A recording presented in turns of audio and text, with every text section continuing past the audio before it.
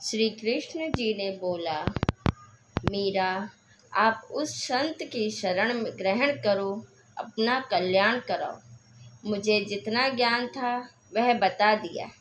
मीरा अगले दिन मंदिर नहीं गई, सीधी संत जी के पास अपनी नौकरानियों के साथ जाकर दीक्षा लेने की इच्छा व्यक्त की तथा श्री कृष्ण जी से हुई वार्ता भी संत कबीर जी से साझा की। उस समय छुआछूत चरम पर थी। ठाकुर लोग अपने को सर्वोत्तम मानते थे। परमात्मा मान बढ़ाई वाले प्राणी को कभी नहीं मिलता। मीराबाई की परीक्षा के लिए कबीर जी ने संत रविदास जी से कहा कि आप मीरा राठौर को प्रथम मंत्र दे दो, यह मेरा आपको आदेश है। संत रविदास जी ने आज्ञा का पालन किया। संत कबीर परमात्मा जी ने मीरा से कहा कि बहन जी, वो बैठे संत जी, उनके पास जाकर दीक्षा ले लें। बहन मीरा जी तुरंत रविदास जी के पास गई और बोली, संत जी, दीक्षा देकर कल्याण करो।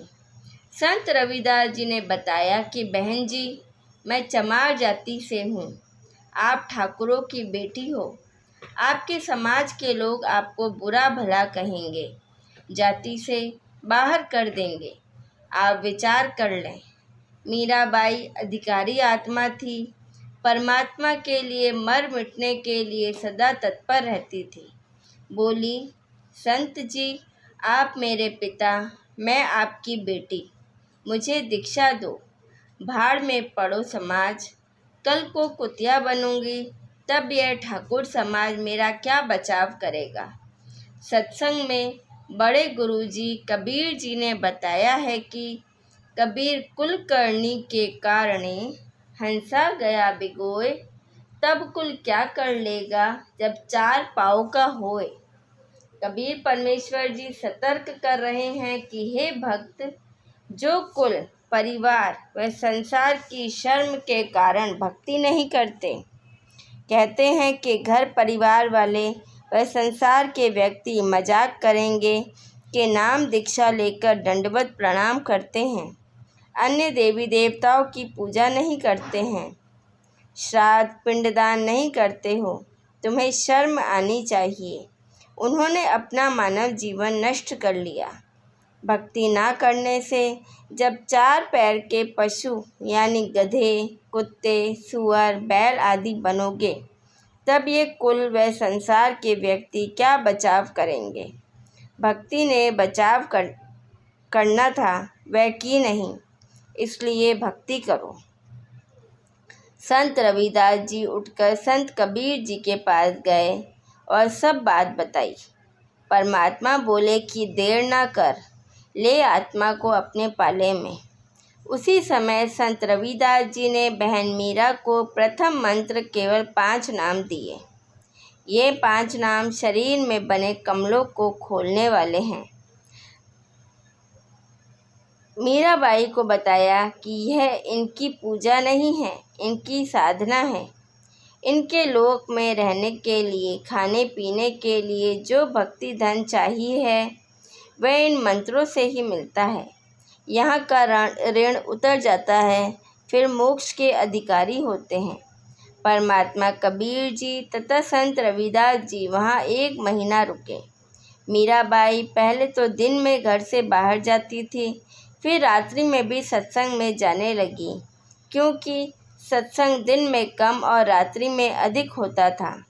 कोई दिन में समय निकाल लेता, कोई रात्रि में। मीरा के देवर राणा जी मीरा को रात्रि में घर से बाहर जाता देखकर जल भुन गए, परंतु मीरा को रोकना तूफान को रोकने के समान था। इसलिए राणा जी ने अपनी मौसी जी यानी मीरा की माता जी को बुलाया और मीरा को समझाने के लिए कहा कि इसने हमारी इज्जत का नाश कर दिया। बेटी माता की बात मान लेती है। मीरा की माता ने मीरा को समझाया कि हे मीरा, तू सत्संग में जाना बंद कर दे। संसार के व्यक्ति हमारे विषय में गलत बातें करते हैं। मीरा ने कहा कि हे माता, मैं सत्संग में जाना बंद नहीं करूँगी। संसार भले ही ईर्ष्या की आग में जलकर मर जाए। माता ने मीरा को भय कराने के लिए बताया कि जिस रास्ते से तू रात्रि में सत्संग सुनने के लिए जाती है, उस रास्ते में सर्प तथा सिंह रहते हैं, वे तुझे मार देंगे। मीरा ने उत्तर दिया कि मेरे गुरुजी इतने समर्थ हैं, वे कृपा करेंगे तो सिंह तो गीदड़ की तरह व्यवहार करेंगे और सर्प ऐसे निष्क्रिय हो जाएंगे जैसे गंडेवे प्राणी होते हैं, जो सर्प जैसे आकार के होते हैं परंतु 6 या 8 इंच के लंबे और आधा इंच गोलाई के मोटे होते हैं। वह डसते नहीं। मीरा की माता ने फिर कहा कि सत्संग सुनने वाले स्थान पर कुछ युवा भक्त पुरुष भी रहते हैं। कोई तेरे को कहीं ले जाएगा और गलत कार्य करेगा। मीरा ने उत्तर दिया कि हे माता, आपके मन में दोष है, इसलिए आपके मन में ऐसे विचार आए हैं। हे माता, वे संत व भक्त तो मेरे माता पिता के समान हैं, वे ऐसा गलत कार्य नहीं करते। मीरा की माता ने छुआछूत के कारण मीरा को रोकना चाहा। कहा कि हे मीरा, तेरा गुरु रविदास तो अनुसूचित जाति का चमार है, इससे हम राजपूतों की बेइज्जती हो रही है, सत्संग में जाना बंद कर दे। मीरा ने कहा कि हे माता, आपके विचार से मेरे गुरुजी अनुसूचित जाति के चमार हैं। मेरे लिए तो मेरे परमात्मा है, मैं उनकी बेटी, वह मेरे पिता। सत्संग में जाना बंद नहीं होगा। कुछ वर्ष के बाद अपने देवर के अत्याचारों से परेशान होकर घर त्याग कर वृंदावन में चली गई। वहाँ कबीर परमात्मा जी एक साधु के वेश में गए। ज्ञान चर्चा हुई। तब मीरा को ज्ञान हुआ कि अभी आगे की पढ़ाई शेष है, यानी केवल प्रथम मंत्र का जाप संत रविदास जी ने दे रखा था। परमात्मा कबीर जी ने सतनाम की दीक्षा दी। मीरा जी को वही रूप दिखाया जिस रूप में संत रविदास जी के साथ सत्संग में मिले थे। मीरा जी का फिर मानव जन्म अब वर्तमान के भक्ति युग में होगा। तीनों नाम की दीक्षा मिलेगी। मोक्ष उसकी मर्यादा पर निर्भर करेगा। यदि आजीवन विश्वास के साथ मर्यादा में रहकर तीनों नामों का जाप करती रही तो मोक्ष निश्चित है। वृंदावन में भी मीरा की आस्था श्री कृष्ण में कुछ कुछ थी, इसलिए उसने वृंदावन में जाने का विचार किया था। जब मीराबाई राणा के अत्याचारों से तंग आकर घर त्याग कर गई थी तो उस क्षेत्र में अकाल मृत्यु, महामारी, अकाल की मार शुरू हो गई थी। ज्योतिषियों ने बताया कि आपके नगर से संत रुष्ट होकर चला गया है, जिस कारण से यह उपद्रव हो रहा है। समाधान बताया कि यदि वह संत जीवित मिल जाए और वापस मनाकर प्रसन्न करके लाया जाए तो वह आशीर्वाद देकर सब ठीक कर सकता है। राणा ने अपने सभापतियों से प्रश्न किया कि ऐसा कौन सा संत था जो रुष्ट होकर चला गया। राणा का चाचा भवन सिंह राणा का महामंत्री था तथा परमात्मा का भक्त था। मीराबाई के साथ भोम ने भी संत रविदास जी से नाम लिया था। भोम को एक नौकर राजा ने दे रखा था। उस नौकर ने भी उस समय संत रविदास जी से नाम लिया था। वह पहले मीरा के साथ बैठकर परमात्मा की चर्चा घंटों किया करते थे। भवन मीरा को बेटी की तरह तथा साध्वी की तरह सम्मान देता था, परंतु अत्याचारी भतीजे से राजा से डरता था। मीरा को सांत्वना देता था कि भक्तों का भगवान रक्षक है। मीरा के चले जाने के पश्चात भवन तथा नौकर बहुत रोते थे, याद करते थे। भौम ने राजा को बताया कि मीरा संत थी, वह चली गई, इस कारण से यह सब अनिष्ट हो रहा है। राणा ने कहा कि उसे कौन ला सकता है, मैं कभी उसे कष्ट नहीं दूंगा, प्रतिज्ञा करता हूँ। 2 सिपाही जो मीरा की निगरानी के लिए छोड़ रखे थे, मीरा के साथ छाया की तरह साथ रहने का आदेश राणा ने दे रखा था। मीरा की प्रत्येक गतिविधि पर नज़र रखने को कहा था। दोनों मीराबाई से ज्ञान चर्चा सुना करते, उसके कष्ट में रोया करते थे। कहते थे कि बहन विश्वास रखो, परमात्मा सब देख रहा है।